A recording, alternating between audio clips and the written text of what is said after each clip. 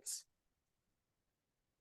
And hello and welcome to today's conversation. I am so very, very excited because I get to talk to the beautiful Elam. Wow, all just yo today. Yay. Very excited on a very important topic about how to have joy without the juice. We're going to get to go into deep with that with you. So thank you so much for joining us. Like I Thank said, I am you for having true. me. I'm excited. Thank you. Want to get to know your story and how you got to where you are now and everything, but we've got such a wonderful topic is, like I said, how to have joy without the juice and how to experience serenity without the substances. So really, really good. But can we just start off with a nice, gentle question because your energy is so Mhm. infectious. Whenever I've talked to you before on our networking stuff, your energy is really, really infectious. So can you share a bit about your personal journey with the struggles that you've had and how you have found serenity without relying on anything? Oh, wow. Oh, goodness, girl. You said that's simple. That's not a simple one. That's not gentle. We going deep quick. Let's see. Oh my God. It's been a journey for sure. I can take you back as far as 5 years ago, I think, is when it started. That's when I was diagnosed with the disease of alcoholism. Back in March of 2019, my last official drink at the time was a glass of wine that I had sitting on the desk of the table in front of me, and I had a whole conversation with it. And I within that conversation, by the end of that night, I found myself in the hospital Mhm. after an actual suicide attempt on my own life because I was so tired. I was just so hopeless. Like I that night I cried, I screamed out to the Lord, I prayed, I did everything I could to not pick up that glass of wine. And Mhm. no matter what I had tried to do, I couldn't not pick it up. And Yeah. I just, when I picked it up and finished it and the bottle and the rest of what I had in the kitchen, I was just like, I just don't want to be here. I just cannot keep living like this. So I thought. And I ended up in the hospital. I ended up in a volunteer rehab. I spent 30 days there and I did a 6 to 8 what they call it, intensive outpatient, and 10 total weeks in rehab. And then I went to the AA rooms. Very popular solution to being identified as an alcoholic is to go to the AA meetings. And so I went into Uh-huh. that space and I spent a good year and a half in that space. But Mhm. it was it gave me what I needed at the time.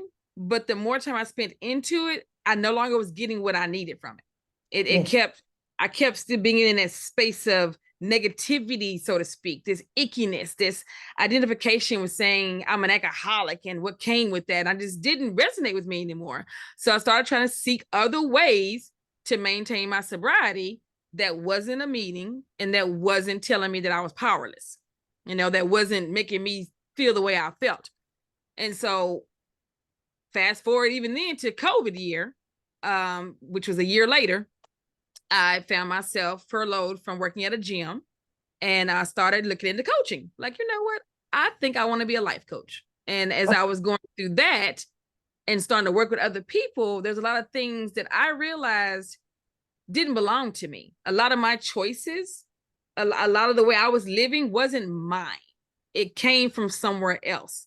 So as I started dissecting how I got to that diagnosis in the first place, I realized that I never knew I had choices. And Yeah. and now that I realized I got choices, I started choosing for myself the things I didn't choose for myself back then. Like I absolved my marriage, like we're pending divorce, and before anybody goes after 30 years of being married, it's not we're the healthiest now that we have ever been as a couple. And that's because again, it's my choices I'm making now. I'm not doing something out of obligation. I'm not doing something out of the externals that came to me. I'm choosing joy because I'm choosing how I'm living my life. And I'm not concerned about how it affects other people to the way that I used to be concerned to my detriment. I'm not Mhm. disrespectful. I'm not rude and mean. I'm not trying to kill nobody, but at the same time, I'm not so, oh, well, I shouldn't act this way and I shouldn't think that way. And it's like, no, it's my life. And I find joy in my power of choice. And I think that if everybody can adopt the fact that if you start questioning your life, like every little bit of it, if you start going like, why do I like vanilla ice cream? To the extent of why am I still in this relationship? And everything Mhm. in between. If you start questioning it, you find those pockets of joy because you get to choose what brings you the joy. That's a lot. Real quick, Sophia. I get it, and you've answered my next question too, which is wonderful. But I really get that. So you basically have questioned everything about your life, Yep. and made the decision what you like and what brings you joy and what doesn't. Yeah. And to figure it out. The fun And part is figuring it out. The fun and the less fulfilling, I'll say, is figuring it out. Cause it's and I'm older, like I'm seasoned. I'll be 52 this year. And so mhm, me trying to dissect 50, let's say 30 years of why do I feel this way? Why do I act this way? Why do I do these things? It can be exhausting. It's tumultuous. I get frustrated sometimes. I get to, but again, I remind myself it's my choice. I can choose to stay in this and be like, oh, well, I don't know why I feel this way, and I can't keep doing it like this. I can choose like, well, I don't like this feeling anymore, and I guess I was doing it because of this. Well, that's no longer my choice. I'm gonna choose this. This makes me happy. This lifts me up. I'm gonna keep doing more of this, and it's simple, but it's not easy. yes, Yeah. yes, and it's a work in progress. Yes. Yeah. And have you always been a joyful type of person? I have always operated on an undercurrent of joy. I was most spirited female in high school. So I've Uh-huh. always had this natural energy. I've always had this natural, hey, how's everybody doing? What's going on? It's just who I be. But Yes, internally, it didn't always match externally. Now yes, my insides match my outside. excellent. You know what I Through mean? Yeah, Yeah. through making those choices on what brings you Yes. joy, doesn't Yes. letting go of the things that don't bring you joy. Yeah. Excuse me, which or, is re- wonderful. or reframing them. Like some of the things I didn't quite let go. Like I let go of the marriage, but like I reframe a lot of things. I reframe, the thought process because I can't absolve everything in my life. Like otherwise, where would I be? Like in infancy. So I reframe a lot of things too that I don't get rid of. It's like instead of me looking at it that way, I'm gonna look at it this way. Absolutely, which is wonderful. Can I just take a moment just to really honor you? Oh, Like girl. truly, really, truly honor you for the journey that you've been on, for making those decisions and for honoring us, for Sacred You and the world with your presence. Like I said, your energy is infectious. If there was a way that we could really clone energy, which I'm sure one day they'll figure out, but right now, if we could really, really clone your energy, the world, just imagine the world and how joyful the place that we would live in. So Yeah. I just really want to thank you for coming, and honor you for living your purpose, living your purpose, living your authenticity in being a joyful person. That's who you are. I'm living my truth, Sophia. Yes. I'm living my truth. I mean, we throw that word authenticity out a lot, which I am. I'm guilty of it all the time, but I think it's getting watered down so much. And it really is. It's just living your truth, living your honesty, and like making the choices based upon what fuels you and not based upon all the other external things. Like I think about the young adults I'm working with today. I imagine this silhouette of a young person coming out of high school, and they have all this external input. They have parental input. That's two sets of adults. They have the teachers that they worked with for umpteen years. They have the Bible and the religion if they, are in that space. They have their peer pressure, social media, internal dialogue. It's a lot. It And is. like when do they get to define what truth is to them? Yes. I had to take myself back to a basic of like, what is truth to me? Because I had all of that, and they keep getting all of that. And Yes. I just want to empower them with power, like, and let them know how powerful they really are at a young age. That's how you can change the world. Is we reach out to our kids and teach them, in so many words, share with them what we've experienced, so they don't experience it at that same depth. You Yeah. know. So, Absolutely. And it's certainly not a easy world. It's a very challenging world to live in today. mm-hmm. So it was challenging when we were growing up too, but now so much Oh more my with gosh.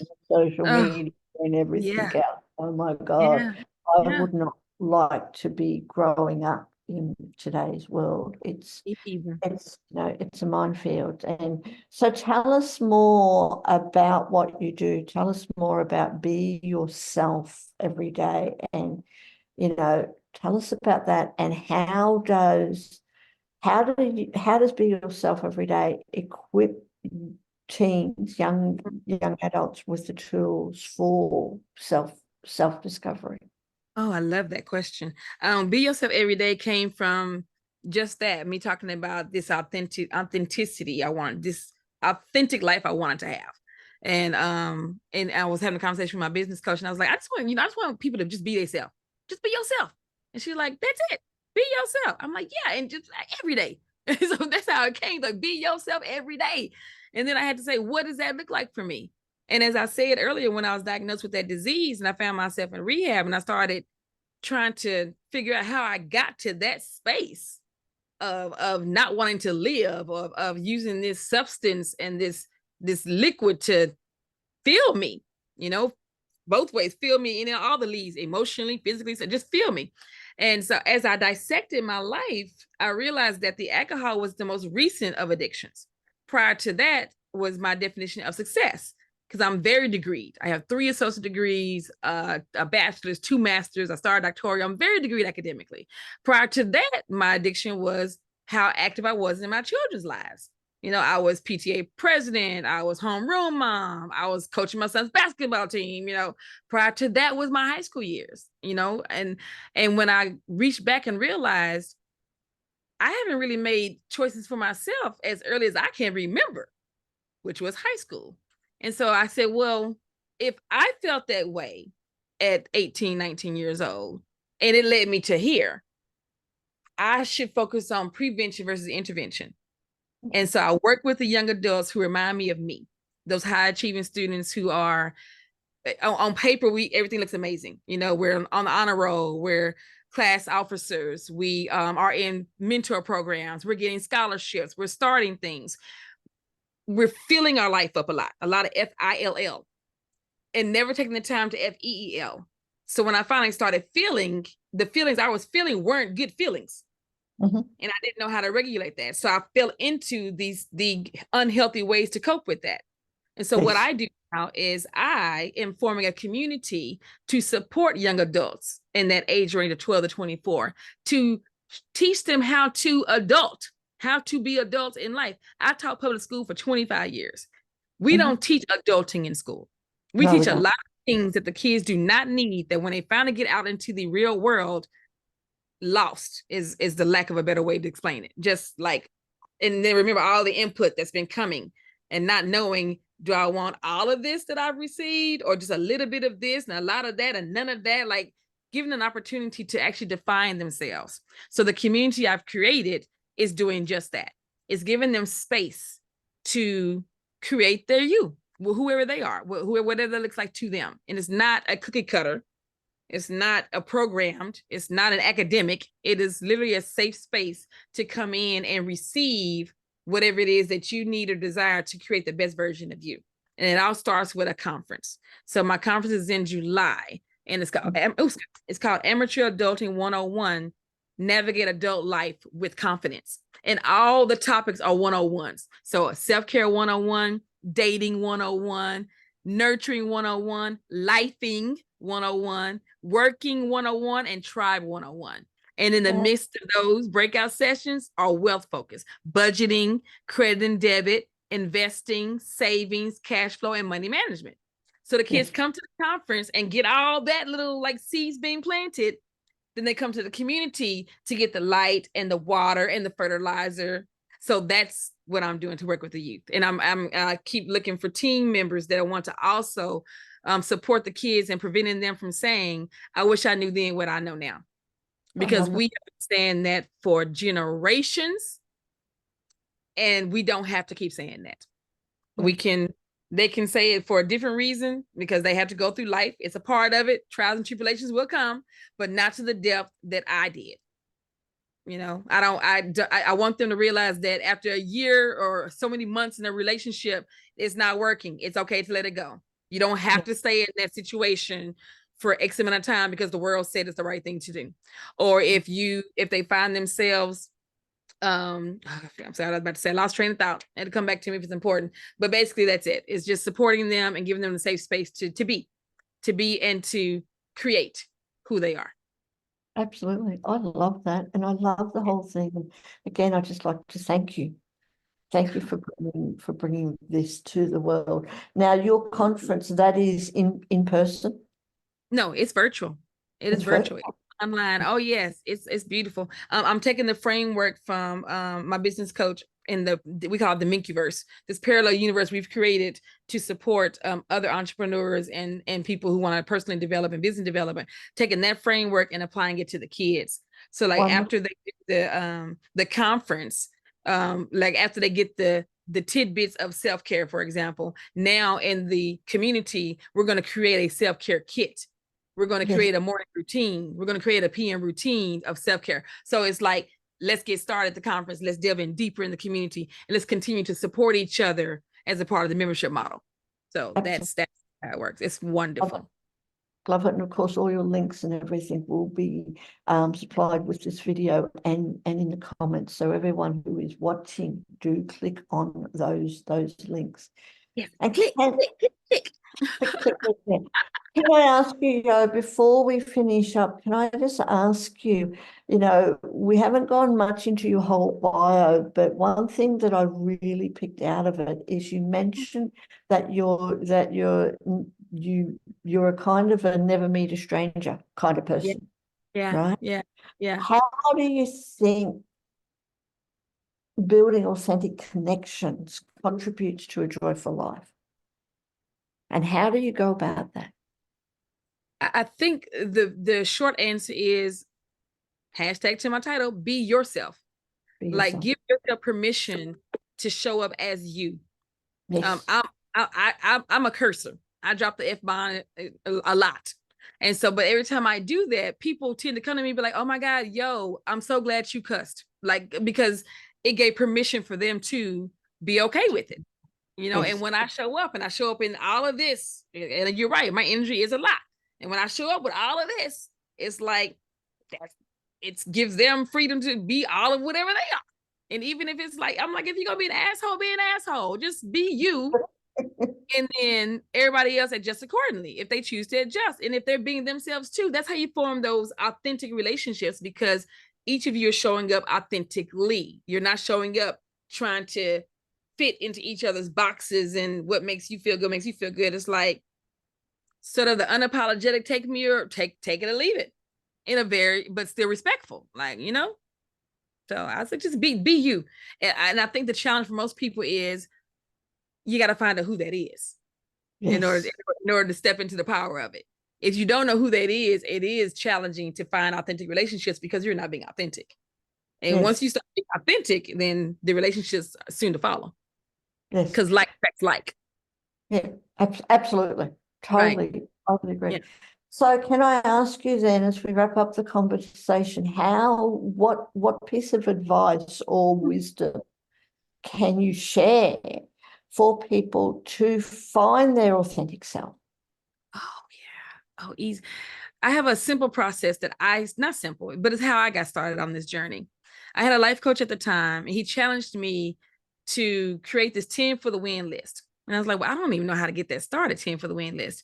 So we had to go back a little bit further and take 3 columns, a column titled Be, a column titled Do, and a column titled Have. And then take a little time and write down all the characteristics of who you want to be and all the things you've ever wanted to do and all the things you've ever wanted to have. And then spend a good 5 to 10 minutes in each column, and keep in mind, approach it with no limitations. Unlimited money, unlimited time, unlimited finances, and no anxiety, no concerns of the future, and nor overwhelm from the past. Like, just sit in that present moment. If I could have anything, who would I be? What would I do? What would I have? I would start there. And then take that list and continue to dissect it and down to like these 10 things. And now take one of those things and take baby steps towards that one thing in each area. And as you keep continuing those steps, you continue to develop who you are, and therefore you're living authentically. That's what I did. That's the most practical way I can give advice to do it. Other than that, just sit in silence somewhere and just wait for the downloads to start pouring in. Which does happen, but Which does again, happen. Yeah, that takes yeah, time. But I love that because it's such a simple thing. You yeah. know, it's basically about all the be. You know, what do you want to be? Who do you want to be? Who do you want Uh, to be? you know, and how you can actually not live up to that, but bring that into your life. You know, Yes, to start yeah. with. That's Thank you. simple. Yeah. Thank you so much. And you know, please, two things. One is please come back and let's have another conversation. Let's have a part two so we can share your energy even more to the world. But before we wrap up, is there any questions that I could have asked you, and how would have you answered? First of all, thank you for having me. This was beautiful. This was beautiful. You've given me a huge opportunity to practice on being energetically received, but also speaking in my nice little calm, softer tone. Because I'm usually like, you know me. So I think no, the only question maybe you could have asked me is how. No, I can't think of anything. I'm not gonna lie and make up something. There's nothing you could have asked me. No, no. Everything was wonderful. You asked the perfect questions for the perfect response, because it's all done in divine timing. Hold on, thank you, thank you. Would you like to wrap up by telling us a little bit more about your program and what else you offer for the people of the world, as well as the conference that you're doing for the teenagers and everything else? But is there anything else that you offer as It's well? 12:30. Two things I would like to do. First of all, invite every single person that's listening to get onto the calendar. I really don't meet strangers, and I would love to take you out on a blind date. Just show up. Show up. We'll see if we get along, and we can have a second date if it works. And I can tell you more about how you can be a part of our community and my world. That's one thing. So just get on the calendar link, click it, find a spot. Let's talk. The other thing is, I am the best lame joke teller ever. So before we get off, I have to tell you a joke. Yes. What do you call an old snowman? Oh, What do you call an old snowman? an old Water. Water. what? Because he melted. He's old, so he's water. What a yeah, it's very good. Thank you. Thank you. And what a wonderful day. And I have to say, for me, what a wonderful day to start the day, because it's 5 o'clock in the morning, or it was 5 o'clock, now it's 5:30. What a wonderful day to start the day. So please come back and have another conversation, because I Yes. love starting the day like this. It is such, it brings you the vibrancy, the energy. I know today's going to be a fantastic day because it's the way that it started off. So thank you. I said, I really, from the bottom of my heart, I really want to thank you for today's conversation. And I look forward to having many, many, many more with you. Me too. Likewise, ditto. Thank you for having me. Not a problem. Thank you. Yay. I'm trying to get the fireworks. It's not doing it. It's tripping.